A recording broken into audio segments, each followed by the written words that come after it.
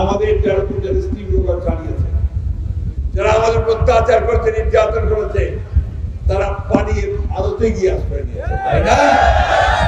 কোথায় আশ্রয় নিয়েছে?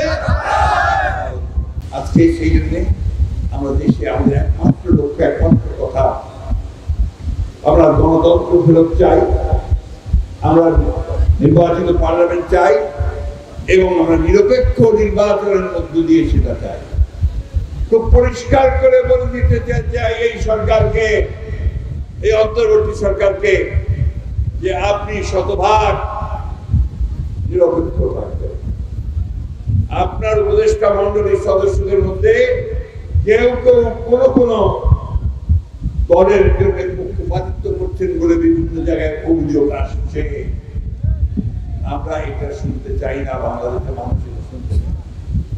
বাংলাদেশের মানুষ সম্পূর্ণ নিরপেক্ষতা চায় এবং নিরপেক্ষ নির্বাচন চায়। আমাদের যারা স্ত্রীগুলো চালিয়েছে, যারা আমাদের অত্যাচার করেছে, নির্যাতন করেছে, তারা পানির আলোতে গিয়ে আশ্রয় নিয়েছে, তাই না? কোথায় আশ্রয় নিয়েছে?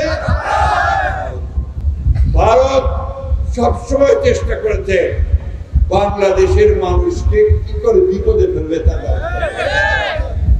পানির হিস্সা আমাদের দেয় নাই, তিস্তার হিস্সা পায় নাই, ফরাক্কার ন্যায্য হিস্সা পায় নাই, কোন নদীর ন্যায্য হিস্সা আমরা এখন পর্যন্ত পাই না। আমাদের সীমান্তে গুলি করে হত্যা করা হয় নিরীহ মানুষদেরকে। পৃথিবীর কোন দেশে তা হয় না। আমাদের নির্বাচনগুলোতে হস্তক্ষেপ করেছে, বিগত নির্বাচনগুলোতে যারা হস্তক্ষেপ করেছে। তাই আমাদেরকে পরিষ্কার কথা, বন্ধুত্ব আমরা চাই, কি সেই বন্ধুত্ব হতে হবে সমান মর্যাদা নিয়ে এবং আমাদের আভ্যন্তরীণ বিষয়কে হস্তক্ষেপ না করে।